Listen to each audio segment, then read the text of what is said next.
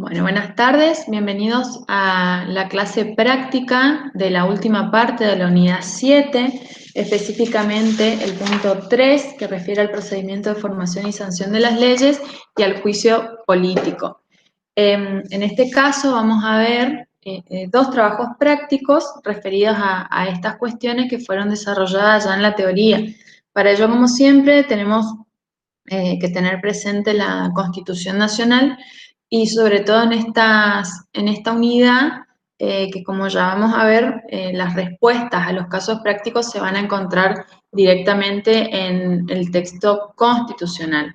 Para poder resolver los trabajos prácticos, les voy a compartir un PowerPoint que va a servir de guía orientativa. Por favor, les pido que si surge algún inconveniente, me lo digan porque cuando comparto no puedo visualizar la mensajería de Meet. Así que yo voy a presentar ahora y ya les digo, cualquier inconveniente o duda que tengan al respecto, por favor me lo dicen por micrófono. Bueno, como les comentaba, este trabajo práctico va a constar de dos etapas. Una de ellas, o el primer paso, va a ser analizar lo relativo al juicio político. Como bien señalaron en la clase de teoría, el juicio político es un procedimiento que se realiza en el Congreso de la Nación tendiente a la destitución de los funcionarios que se encuentran expresamente establecidos en ella. Vamos a ver entonces, y es muy importante que esto tengamos en cuenta, que el juicio político se encuentra establecido en el artículo 53 de la Constitución Nacional con respecto a la Cámara donde debe iniciarse. Específicamente dice la norma que solo ella ejerce el derecho de acusar ante el Senado al presidente, vicepresidente, al jefe de gabinete de ministros, a los ministros y a los miembros de la Corte Suprema en las causas de responsabilidad que se intenten contra ellos por mal desempeño o por delito en el ejercicio de sus funciones o por crímenes comunes, después de haber conocido de ellos y declarado haber lugar a la formación de causa por la mayoría de las 2/3 de las partes.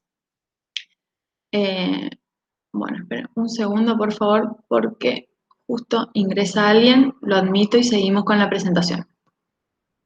Ahí está. Bueno, vamos de nuevo con el PowerPoint. Ahí está. Bueno, como les decía entonces, el juicio político se encuentra previsto en la Constitución Nacional. Dentro de los casos prácticos, el primero de ellos dice que identifiquemos en qué parte y artículos de la Constitución Nacional se encuentra previsto el instituto del juicio político. Algo ya les he adelantado. Entonces tenemos, por un lado, el artículo 53 y que establece que la Cámara acusadora ante el Senado es la de diputados. Después, con respecto a los funcionarios enjuiciables, que es el cuadro que ustedes tienen que rellenar, vamos a encontrar que pueden ser sometidos a juicio político el presidente de la Nación, el vicepresidente de la Nación, el jefe de gabinete de ministros. Recuerden que esta figura fue incorporada a partir del año 1994, que se encuentra regulado a partir del artículo 100.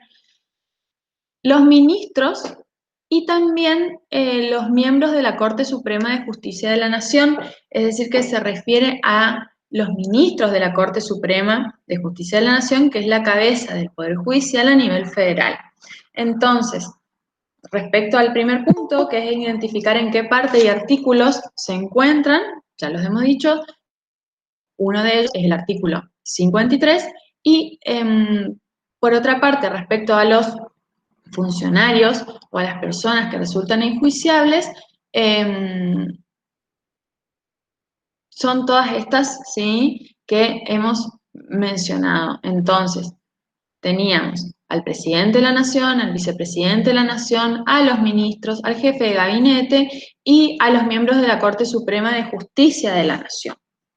Una vez que completamos nuestro esquema, también podemos decir que en el artículo 59 de la Constitución Nacional, que es un capítulo que ya se encuentra dedicado al Senado, vamos a encontrar que le corresponde juzgar a los acusados. Es decir, que Tengamos presente entonces que el juicio político es un procedimiento que se inicia en la Cámara de Diputados, porque es quien debe acusar, y que lo hace frente al Senado.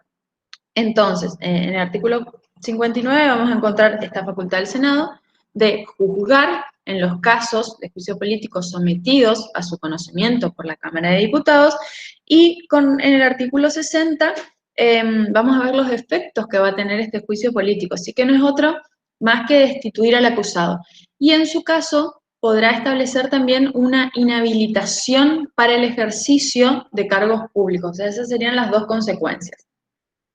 Siguiendo con el cuadro que tenemos para completar en el trabajo práctico, nos vamos a encontrar que nos piden que, según lo establecido en la Constitución Nacional, señalemos cuál es la intervención de cada una de las cámaras. Entonces, retomando lo que veníamos analizando, vamos a tener que la Cámara de Diputados es aquella donde se inicia el procedimiento de juicio político y la Cámara de Senadores es la encargada de acusarlo, ¿sí? Con respecto a las causas de enjuiciamiento, también lo señalaba recién el titular de cátedra, la Constitución Nacional establece específicamente tres causas, que son el mal desempeño, el delito en el ejercicio de las funciones, y dentro de estos delitos señaló aquellos que se encuentran contemplados en el Código Penal y que requieren para su configuración o su tipificación que la persona que los realiza sea un funcionario público. Ahí vamos a encontrar cohecho, prevaricato, malversación de causales públicos, es decir que, como vemos, son delitos que solo pueden ser cometidos por aquellas personas que ejercen una función pública o un cargo público. Y después también nos vamos a encontrar con los delitos comunes, que son aquellos otros delitos que encontramos en el Código Penal y que no requieren para su configuración revestir la calidad de funcionario público. Es decir, que pueden ser desarrollados por cualquier persona.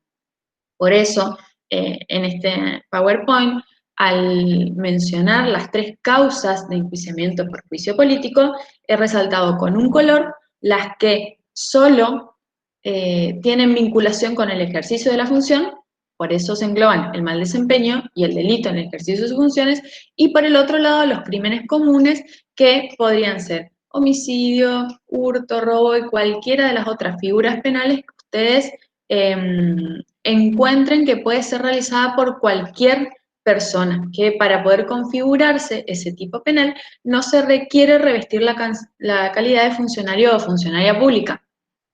También tenemos que tener en cuenta que la causal de mal desempeño es amplia en el sentido de que no se encuentra expresamente establecido que debe entenderse por mal desempeño. El doctor en la teoría señalaba un caso, por ejemplo, de que en un fallo de la Corte Suprema de Justicia de la Nación, en un fallo minoritario, se puede decir que había mal desempeño.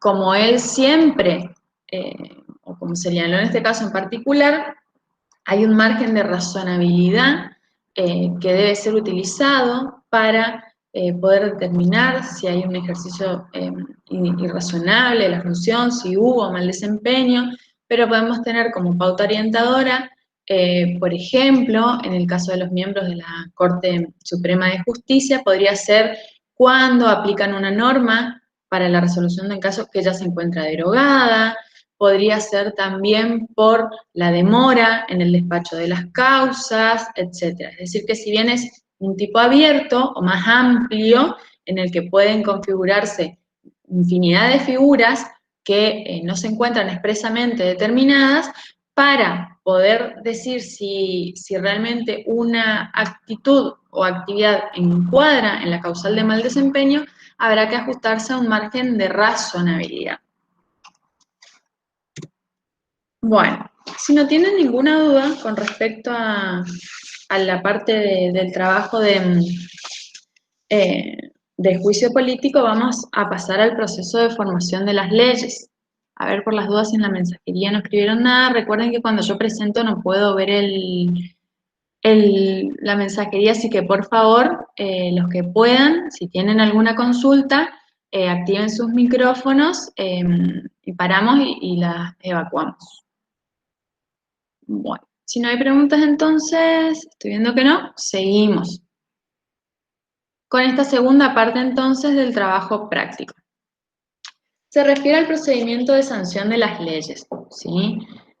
Como ya hemos visto, el procedimiento de sanción de las leyes es un acto complejo. ¿Por qué decimos que es un acto complejo? Y nos remontamos a los principios de la unidad cuando hablábamos de este poder legislativo que se encuentra compuesto por dos cámaras, la Cámara de Diputados, la Cámara de Senadores, que es un órgano que realiza una actividad que en algunos supuestos está circunscripta a la propia Cámara y, por ejemplo, cuando referimos al desafuero, que era el trabajo práctico de la clase anterior, dijimos que cada una de las cámaras es juez de los títulos de sus integrantes, etc. Pero también realiza actos complejos. ¿Por qué decimos que es un acto complejo? Porque requiere la intervención de necesaria, la sanción de una ley, no solo de ambas cámaras del Congreso, sino también del presidente de la Nación.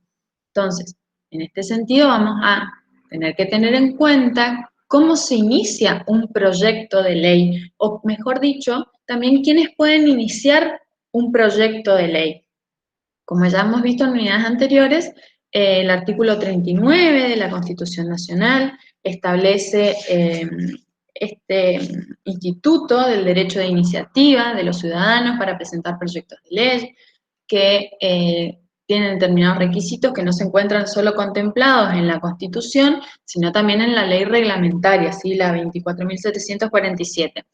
También tiene restricciones con respecto a sobre qué materias pueden versar estos proyectos y, a su vez, algo que tenemos que tener en cuenta siempre es que, lo vamos a ver ahora más adelante con precisión, que vamos a tener siempre una cámara de origen, que es donde empieza el proyecto, y luego una cámara revisora, que es una vez que se aprueba en la cámara de origen, pasa a la cámara revisora.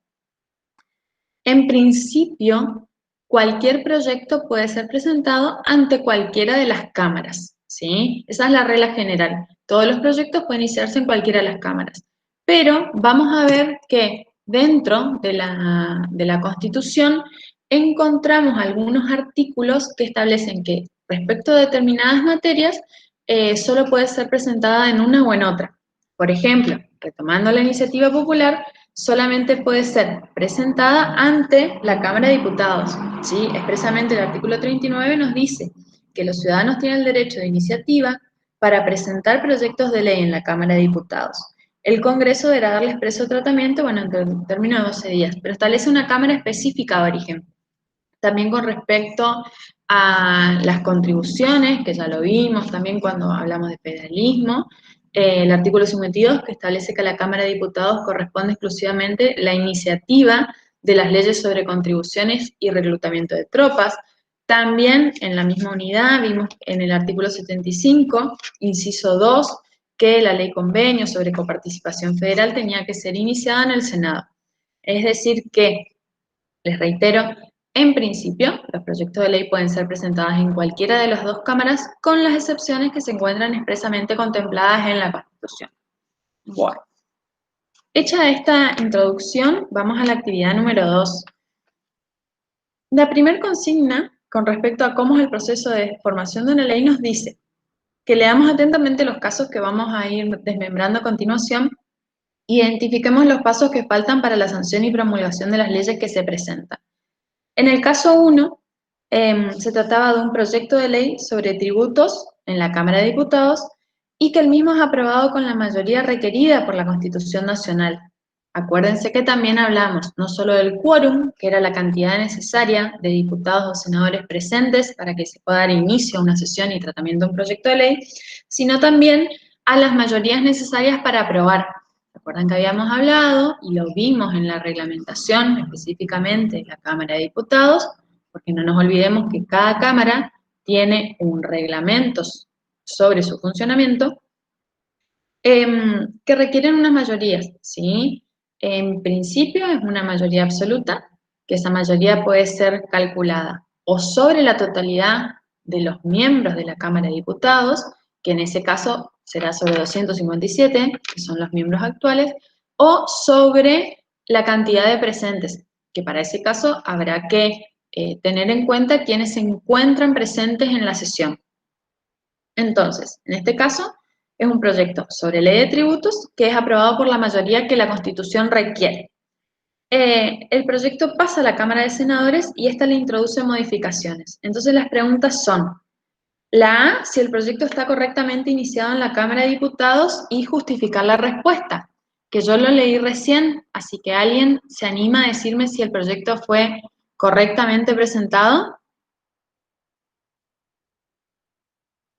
Si no, pueden activar los micrófonos por la mensajería, ¿sí?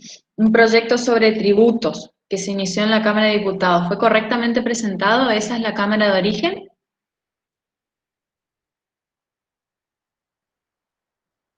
¿Qué les parece?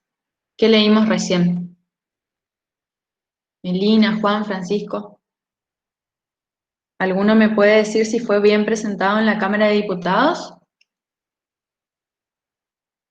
este proyecto, o tenía que ser presentado en otra Cámara, que sería la de senadores?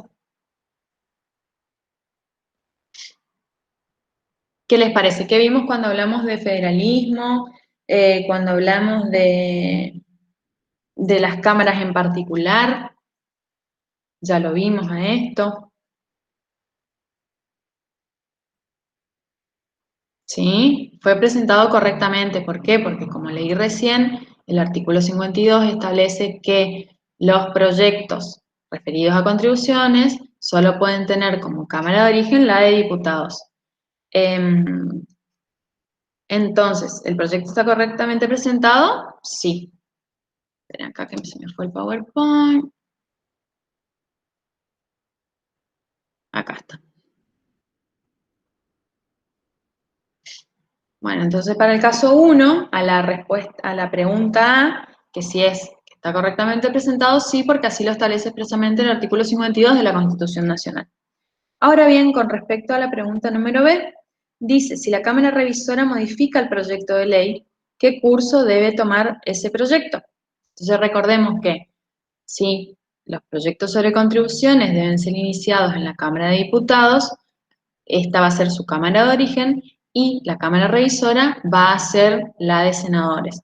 Entonces, con respecto a la pregunta, tenemos que leer el artículo 81 de la Constitución Nacional, que establece, dentro del procedimiento de sanción de las leyes, que se encuentra comprendido entre los artículos 77 y 84, cuál es el procedimiento que debe seguirse cuando un proyecto de ley aprobado por una de las cámaras, cuando pasa a la revisora, tiene modificaciones.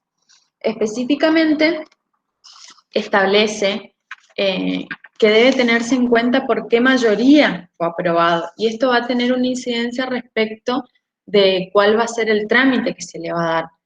Entonces, en este caso en particular, dice el artículo 81 que si el proyecto fuera objeto de adiciones o correcciones por la Cámara Revisora, en este caso el Senado, deberá indicarse el resultado de la votación. ¿Para qué? Para establecer si fue aprobado por la mayoría o eh, absoluta de los presentes, por las 2/3 partes, ¿sí? Ya requiere que se identifique entonces por qué mayoría fue aprobado. ¿Por qué?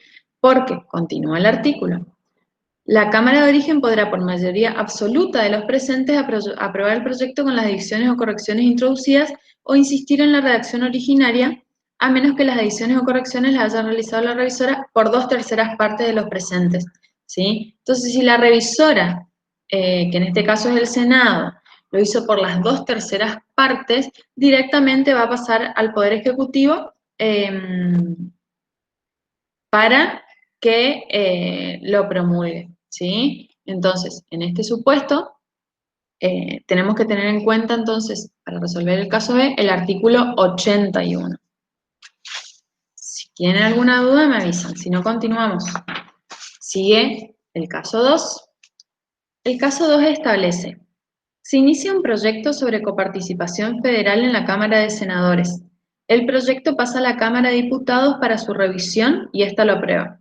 Entonces, si bien acá no está dentro de las preguntas, la primera que deberíamos hacernos es si este proyecto fue correctamente iniciado en la Cámara de Senadores, ¿sí? Tratándose de un proyecto de coparticipación federal, y reiteramos, como lo establece el artículo 75, inciso 2, esta debe ser su cámara de origen, es decir que el primer paso que tenemos que tener en cuenta es que se encontró presentado correctamente en la cámara que correspondía por mandato constitucional. Ahora bien, la consigna número A dice qué procedimiento debe realizar la Cámara de Diputados una vez que sancionó el proyecto de ley. Es decir, que esta pregunta da por supuesto que la Cámara de Diputados también aprobó el proyecto, ¿sí? Estaríamos ante un caso en que un proyecto se inicia en la Cámara de Senadores, esta lo aprueba, por ende, como dijimos, el procedimiento de sanción de las leyes es un acto complejo, es decir, que una vez aprobado por su Cámara de origen, en el caso del Senado, pasa a la Cámara de Diputados.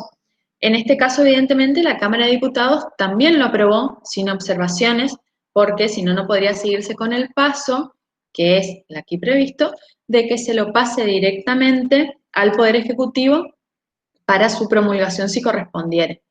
Esta respuesta la encontramos en el artículo 78 de la Constitución Nacional, que expresamente establece que, aprobado un proyecto de ley por la Cámara de su origen, pasa su discusión en la otra Cámara.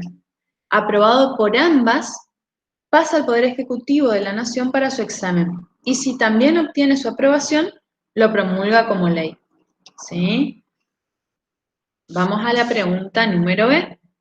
Dice, ¿qué atribuciones posee el Poder Ejecutivo? Y en este caso, las respuestas las encontramos en los artículos 80 u 83. El Poder Ejecutivo, entre las opciones que tiene por mandato constitucional, es la que, como bien dice allí, el artículo 80, que es aprobarlo, ¿sí? Puede específicamente dictar un decreto que promulga la ley. Ustedes van a encontrar, si buscan en el registro de leyes de la Nación, que se encuentra la ley y en muchos casos se encuentra un decreto que lo que hace es promulgar esa ley, ¿sí? Que es una de las posibilidades que tiene el presidente. Otra posibilidad es que el Ejecutivo no diga nada. Y si no lo devuelve en el término de 10 días al Poder Legislativo, se entiende también que ha sido promulgado, ¿sí? Sería una promulgación, por decirlo de alguna manera, tácita. Es decir, que puede ser expresa, el Poder Ejecutivo, presidente de la Nación, dicta un decreto por el que promulga la ley, o puede ser tácita, es decir, que si en el término de 10 días no lo devuelve al Poder Legislativo, se entiende que ha sido promulgado. También lo que puede hacer es vetarlo o promulgarlo parcialmente. Ahí encontramos el artículo 83 que nos da la respuesta. Dice, desechado en el todo o en parte un proyecto por el Poder Ejecutivo, vuelve con sus objeciones a la Cámara de su origen, ésta lo discute de nuevo.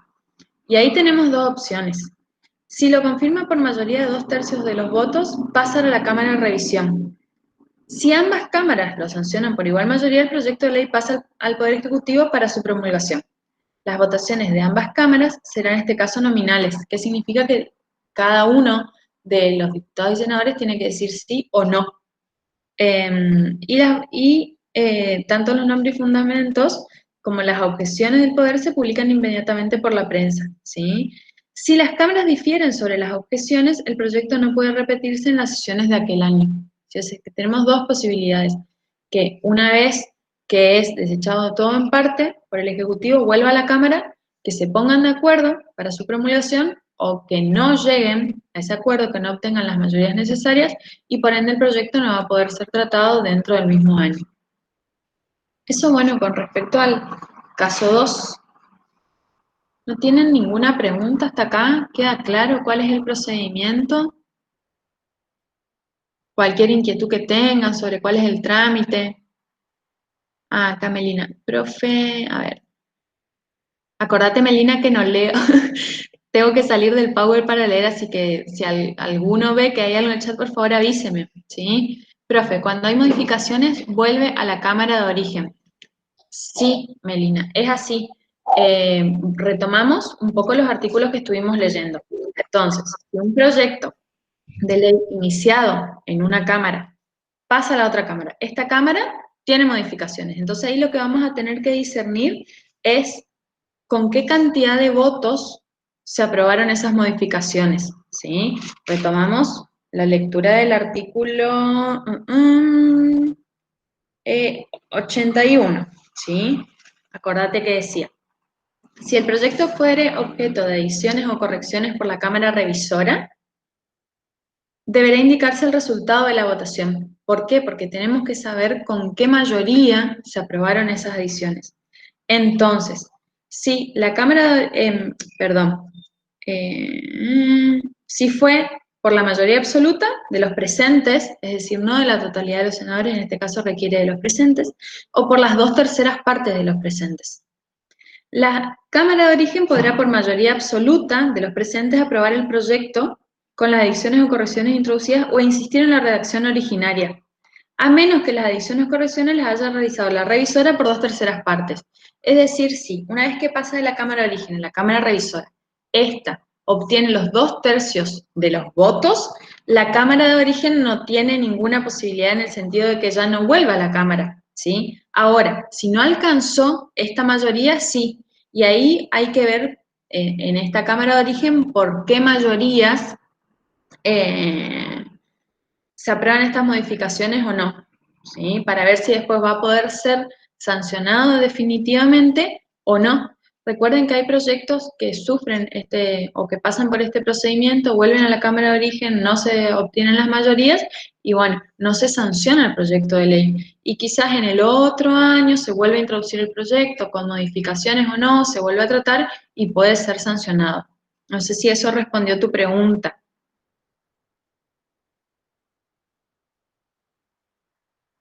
¿Se entendió cuáles son los casos cuando vuelva a la Cámara de Origen o no? ¿Sí? Bueno, yo sigo con el otro. ¿Sí? Ah, perfecto, Melina, buenísimo. Para esta unidad en particular les recomiendo, más allá de la bibliografía sugerida, recuerden que nos guiamos por el libro de Vidar Campos, también si pueden leer la Constitución comentada de Geli, María Angélica, que es muy clara con respecto a estos artículos, yo creo que les puede ayudar, ¿sí? Entonces, para este caso en particular, les sugiero, ya les digo, aparte de la bibliografía recomendada y que se encuentra también en el programa, el comentario que realiza María Angélica Geli a estos artículos. Estamos yendo muy rápido, así que por favor, cualquier pregunta, me interrumpen y los vemos. Voy otra vez al Power y enseguida vuelvo, así que espero. Ah, ahí estamos. Bueno. Esto ya lo vimos, entonces el caso 1, también vimos el caso 2. Esto es para que tengamos en cuenta nomás un repasito antes de entrar al 3. Cámara de Origen, entonces dijimos, es la que inicia el proyecto, que puede ser tanto la de diputados como la de senadores, excepto las previsiones que están en la Constitución. Yo ahí le puse algunos artículos que establecen específicamente dónde debe iniciarse un proyecto de ley de una determinada materia. La Cámara Revisora, entonces, es la otra. Bueno, vamos al caso 3. En el caso 3, en realidad tienen que rellenar un cuadro, pero antes de rellenarlo, me pareció interesante o más esclarecedor zanjar cuáles son las posibilidades de la Cámara de Origen ante un proyecto de ley. Entonces vamos a ver que en la Cámara de Origen el proyecto puede aprobarlo, conforme lo establece el artículo 78 de la Constitución Nacional, puede aprobarlo en el 79 de la Constitución Nacional y los reglamentos de la Cámara de Diputados y de Senadores. Acuérdense que la clase pasada habíamos visto las comisiones de la Cámara de Diputados, cuáles son las enumeradas, cuáles son sus integrantes, cuáles son las materias sobre las que cada una de ellas debe expedirse. O puede dejar sin efecto la delegación también y retomar el trámite. Es decir, que puede ser que el tratamiento se encuentre en una comisión a la que fue delegada y la Cámara de Origen decide dejar sin efecto ese acto de delegación y retomar la competencia del tratamiento de la ley. Entonces está establecido en el artículo 79 de la Constitución Nacional. Recuerden que, ¿por qué la Cámara puede aprobarlo o puede ser que no lo apruebe? Porque recuerden que los proyectos de ley pueden ser iniciados por un diputado, pueden ser iniciados por un senador, pueden ser iniciados por el Poder Ejecutivo, excepto respecto a determinadas materias, por ejemplo, reforma constitucional. Puede ser iniciado por iniciativa popular, como lo establece el artículo 39, con los artículos que allí se enumeran, que requiere un consenso, digamos, representado por una mayoría de firmas, por la distribución geográfica de las personas que solicitan esta iniciativa de proyecto.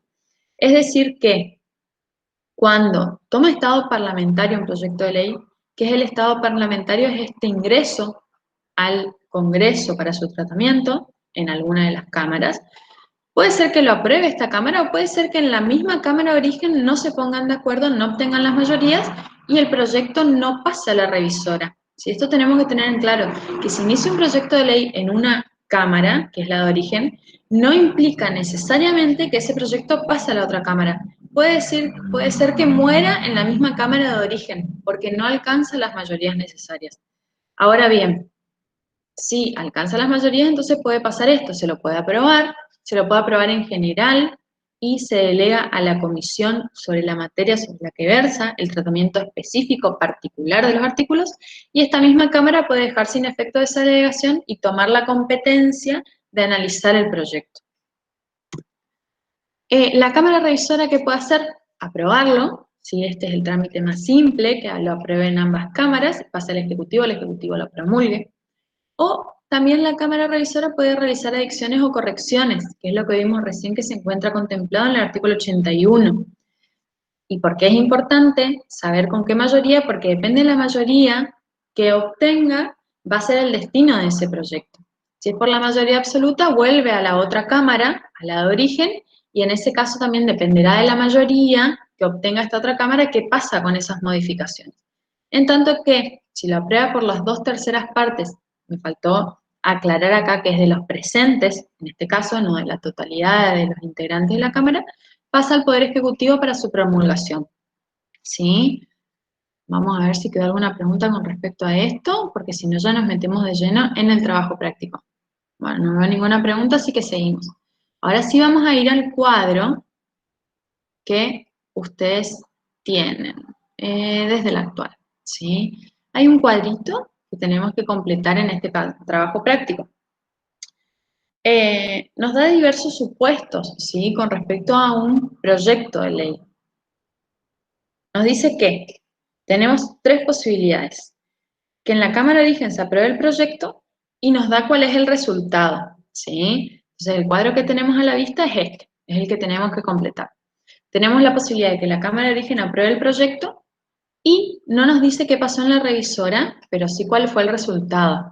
Entonces, si tenemos una Cámara de Origen que aprueba un proyecto y como resultado tenemos que se sancionó ese proyecto que fue aprobado por la Cámara de Origen, ¿qué pasó en la Cámara Revisora? Evidentemente la Cámara Revisora también lo aprobó. Este supuesto encuadraría en el artículo 78 de la Constitución Nacional, es decir, que ambas cámaras lo aprueban y pasa al Poder Ejecutivo para su promulgación. Ahora bien, el otro supuesto nos plantea una variante. Nos dice que la Cámara de Origen aprueba el proyecto, pero como resultado vemos que el proyecto no se puede volver a tratar en las sesiones de ese año. Entonces, nuestra pregunta es qué pasó en la Cámara Revisora para que ese proyecto no se pueda volver a tratar en las sesiones de ese año. Evidentemente la Cámara Revisora lo rechazó y este supuesto se encuentra contemplado en el artículo 81 de la Constitución Nacional. Es decir, que si la Cámara de Origen aprueba un proyecto, pero la Cámara Revisora lo desecha, es decir, que no es que lo aprueba con modificaciones o le hace adicciones, directamente desecha el proyecto, ese mismo proyecto de ley no puede ser tratado en las sesiones de ese año. Recordemos que las sesiones ordinarias de la Cámara se extienden desde el 1 de marzo hasta el 30 de noviembre de cada año. Antes tenía un periodo más breve que luego fue modificado y ampliado. Es decir que en este supuesto no va a poder ser tratado dentro de esas sesiones ordinarias. Y el tercer supuesto nos dice que en la Cámara de Origen se rechaza el proyecto. ¿Qué es lo que les expliqué recién? Si en la propia Cámara que inicia el proyecto de ley no se alcanza la mayoría necesaria para su aprobación o media sanción y pasarlo a la Cámara Revisora, directamente nos vamos a encontrar que no pasa a la otra Cámara. A ver si no hay preguntas sobre esto, y si no, les comparto algo que, si bien no forma parte del trabajo práctico, me pareció que les podía resultar de utilidad para entender este procedimiento de sanción. A ver si no tenemos preguntas. No, bueno, sigo entonces con el Power. Bueno, ese era el caso número 3, ¿sí? Les quería mostrar nada más lo que les dije recién, que vimos que dentro de las posibilidades que tiene el Poder Ejecutivo, una vez que recibe un proyecto sancionado por ambas cámaras, recuerden, no llega al Poder Ejecutivo, sino pasa por las dos cámaras, el Poder Ejecutivo tiene entre sus facultades la de vetar o promulgar parcialmente. Por eso les quería traer un ejemplo, hay muchos, respecto de una promulgación parcial. Fíjense, este es un decreto del Poder Ejecutivo. Tenemos que tener en cuenta que las leyes son sancionadas por el Congreso de la Nación. El Poder Ejecutivo se expide a través de decretos. Los ministerios, ya lo vamos a ver en las próximas unidades, cuando veamos el Poder Ejecutivo, se expiden por resoluciones ministeriales, y generalmente los funcionarios se encuentran jerárquicamente por debajo de los ministros, expiden disposiciones o dictan disposiciones. Entonces, en este caso, cuando nosotros veamos un decreto, siempre va a aludir al Poder Ejecutivo Nacional, ¿sí? O puede llegar a aludir, si el decreto es provincial, obviamente, al gobernador de una provincia. Pero en este caso, es un decreto del Poder Ejecutivo Nacional. Entonces vemos cómo llegó. Llegó un expediente, ¿sí? Con un proyecto de ley registrado, fíjense que tiene un número, ¿sí? Que es correlativo, o sea, este número que ustedes ven acá, en este caso el proyecto de ley 27.418, correlativo, es decir, que las leyes empezaron desde el cero y se fueron dictando, y ya estamos en este número. Fíjense, sancionado por el Honorable Congreso de la Nación, ¿sí? Es decir, ¿qué hace el Congreso? Sanciona un proyecto de ley. Es lo que, el Ejecutivo es el que lo promulga, ¿sí? El Congreso lo sanciona. Entonces el Poder Ejecutivo aquí considera determinadas cuestiones, dice que hay un proyecto de ley, nos dice de qué habla el proyecto de ley, es un régimen de incentivo, promoción y desarrollo en la industria naval argentina.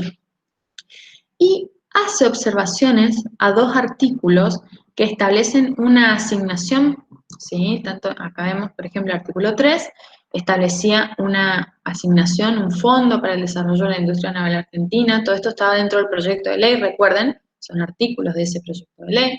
Después nos sigue hablando el artículo 13, que también establecía algo relacionado con este régimen, ¿no? Para este incentivo. Y establece que en principio estos dos artículos del proyecto de ley, que fue sancionado por el Poder Legislativo, presentaría una incompatibilidad o sería contrario a otra ley, a la 24.156, que es la Ley de Administración Financiera. También refiere a unos antecedentes de la Corte Suprema, de la Justicia de la Nación, y en definitiva, lo que hace, fíjense que dice, resulta necesario observar los artículos 10 y 13 del proyecto de ley. Deja salvo que esta medida no altera el espíritu ni la unidad del proyecto de ley sancionado por el Congreso. ¿Por qué? Porque no se pueden promulgar parcialmente ni se pueden vetar artículos que alteren la identidad de un proyecto de ley. Si yo no podría promulgar parcialmente un proyecto de ley quitándole artículos que forman una unidad en ese sistema de la ley, ¿sí? Que encuentran armonía entre los artículos, es decir, que en definitiva alteran lo que el Poder Legislativo pretendió con esa ley. Entonces, por eso el presidente en este caso aclara que esta medida, que es la observación de dos artículos, no altera el espíritu ni la unidad del proyecto de ley. Establece, bueno, la intervención de la Dirección de Asuntos Jurídicos, que vamos a ver que tienen intervenciones obligadas algunos ministerios en este tipo de procedimientos, cita el artículo 80 de la Constitución Nacional, que como vimos está dentro de los que prevén el procedimiento de sanción de las leyes, y en definitiva lo que hace el presidente de la Nación, en acuerdo general de ministros, porque también lo vamos a ver más adelante, cómo deben ser dictados estos decretos, que es en acuerdo general de ministros. ¿Qué quiere decir? Vamos a ver abajo que están suscriptos el decreto por todos los ministros del gabinete del quien entonces era presidente. Entonces, ¿qué hace el presidente? Decreta. Artículo primero, observa los artículos 10 y 13 del proyecto de ley registrado. ¿Sí? Entonces, con las salvedades establecidas en el artículo precedente, cúmplase, promúlgase y téngase por ley de la Nación el proyecto de ley registrado bajo el número 27418. Dese cuenta la Comisión Bicameral Permanente del Congreso. ¿Sí? Entonces, como vemos, en este caso en particular, les trajo un ejemplo de cómo el Poder Ejecutivo puede observar artículos de una ley, y es importante que tengan presentes cuál es la intervención del Poder Ejecutivo, encabezado por el presidente de la Nación, en el proceso de formación y sanción de las leyes, ¿sí? Porque no es solo la posibilidad de presentar proyectos de ley, ¿sí? Sino también de, bueno, en la última etapa, que es la promulgación, puede o promulgarlo, o puede vetarlo, o promulgarlo parcialmente, etcétera.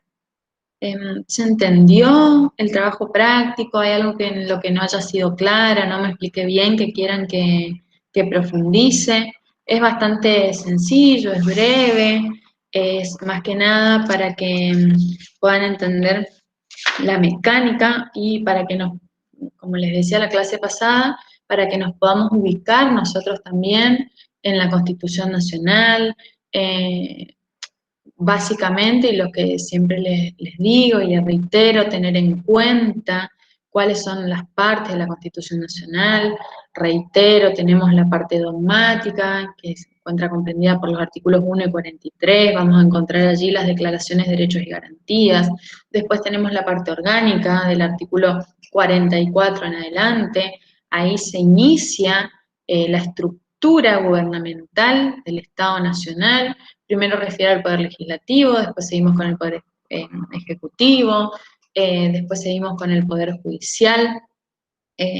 Por eso les digo, es importante que, y si vemos el programa, vamos a notar que sigue también el desarrollo de la Constitución, ¿sí? Por eso primero vimos, amén de la parte histórica, que llegó al dictado de la Constitución que tenemos en la actualidad, con la última reforma que fue en el año 1994, pero vamos a ver que el programa sigue la estructura de la Constitución. Esto también les va a ayudar a ustedes a ubicarse cuando tengan que rendir el final sobre la teoría, ¿sí? Tengan en cuenta si les realizamos una pregunta, más allá de que siempre se los ubica en qué unidad o sobre qué unidad se les está preguntando, que ustedes en sus mentes puedan ya hacer esa estructura de cómo se encuentra compuesta la Constitución Nacional, en qué parte vamos a encontrar cada uno de los temas del programa. No sé si tienen alguna pregunta y si no vamos a dar por concluida la clase del día de la fecha. Recuerden que el jueves tenemos clase, vamos a empezar con la unidad número 8, que el 9 de octubre tenemos el parcial. Yo ya les voy a estar dando las pautas. De todas maneras, por favor vayan previendo que tienen que tener ese día la cámara, una cámara habilitada, cámara encendida, así que si por alguna cuestión alguno no cuenta con ese mecanismo, por favor vayan arbitrando los medios para el día del examen tenerlo, porque la reglamentación así lo exige. Eh, Así que bueno, si no tienen más preguntas, Profe, una ¿sí? pregunta. ¿El veto parcial del presidente tiene que volver al Congreso y al Senado o a la Cámara Bicameral Permanente? En realidad, a la comisión bicameral, Ah, comisión. sí, Y sí. ahí, y ahí si ellos aprueban, ahí recién se aprueba. Claro, en realidad fíjate que el artículo 83, que es el anteúltimo en realidad que refiere, viste que refiere a desechado en todo parte un proyecto de ley, ¿sí? Cuando habla de desechado se refiere a este veto. Vuelve con sus objeciones a la Cámara de origen, ¿sí? Así lo establece la Constitución. Es decir, que si fue un proyecto iniciado en realidad por la Cámara de Diputados, tendría que volver a la Cámara de origen. Esta lo discute de nuevo, ¿sí? Y si lo aprueba, pasa a la otra cámara. ¿Se entendió, Francisco? Sí, sí, ahí ya entendí. Es el artículo 83 el que establece el procedimiento. También tenemos que tener en cuenta, ay, tengo acá, esperen que le digo bien el número de la ley. Ay, lo cerré. Esperen un segundo. Acá está. Bueno, si nos vamos a la ley 26.122, vamos a ver que regula el régimen, no solo los decretos de necesidad de urgencia, sino también la delegación legislativa y de la promulgación parcial de las leyes. Entonces, vamos al capítulo 3, el artículo 14, establece cuándo la ley se promulga parcialmente, ¿sí? Entonces dice, la Comisión Bicameral Permanente debe expedirse acerca de la validez o invalidez del decreto de promulgación parcial y elevar el dictamen al plenario de cada Cámara para su expreso tratamiento. El dictamen debe pronunciarse expresamente sobre la procedencia formal y sustancial del decreto. En este último caso, debe indicar si las partes promulgadas parcialmente tienen autonomía normativa. Vieron lo que vimos recién en el decreto del Poder Ejecutivo, que por eso resaltaba que tenía autonomía normativa. Y si la aprobación parcial no altera el espíritu o la unidad del proyecto sancionado.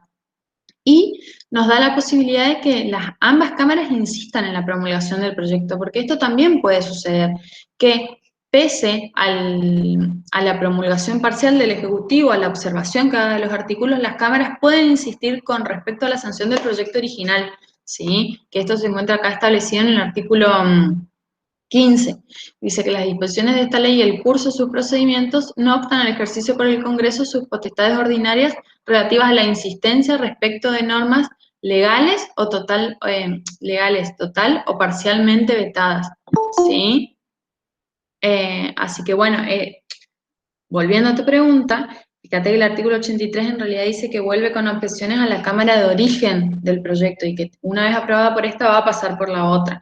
Pero no podemos perder de vista que siempre en el procedimiento de sanción de las leyes intervienen las comisiones. En este caso es la comisión bicameral la que tendrá que, con estas disquisiciones que establece la ley, elevarla a las cámaras para su tratamiento. ¿Alguna otra pregunta?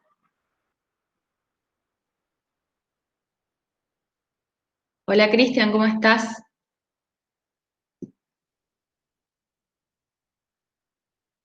¿Se entendió, Francisco? Sí, sí, ahí entendí. No entendía cómo se relaciona la Cámara y La comisión con la Comisión Bicameral Permanente. Ahí ya entendí. Gracias.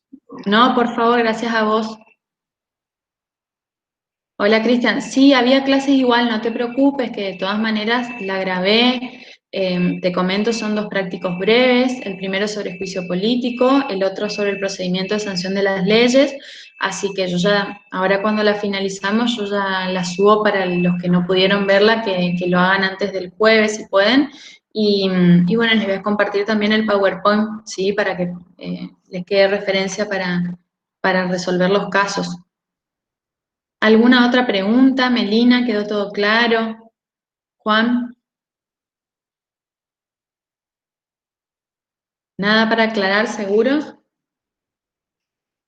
No, no quiero asustarlos, pero como estamos cerca del parcial, quiero aprovechar y que cualquier inquietud que tengan, ya saben que estoy a disposición en la clase o me escriben por la mensajería. Por favor, eso, ténganlo presente, digamos, cualquier inquietud por ahí, les sugiero que las preguntas, es mejor si las hacen por mensajería porque llega directo en los foros, por ahí se complica la contestación porque por ahí no sabemos a qué profesor le está preguntando, entonces siempre que puedan, por favor, me escriben por la mensajería de UNE Virtual sobre cualquier tema, si algo no quedó claro, si necesitan más material, lo que fuera, y yo se los contesto y de última no hay problema si yo veo que es una inquietud de algo que no quedó claro en las clases o que a mí me faltó explicación, se los mando a todos para que lo puedan compartir.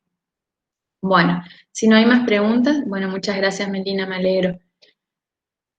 No, Cristian, todavía, siempre acordate que al ser práctico va a ser sobre casos, ¿sí? De lo que como venimos trabajando, no está establecido todavía el examen, no lo tenemos definido, pero sí obviamente respetando la metodología de las clases prácticas, van a ser obviamente casos prácticos, un supuesto sobre el cual ustedes van a tener que contestar determinadas preguntas, ¿sí? Como lo que venimos trabajando, así que no se preocupen.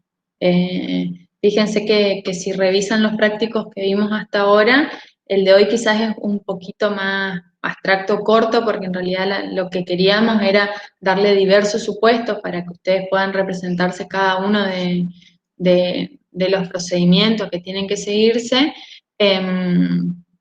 pero siempre va a ser un caso y sobre ese caso las preguntas sobre la práctica.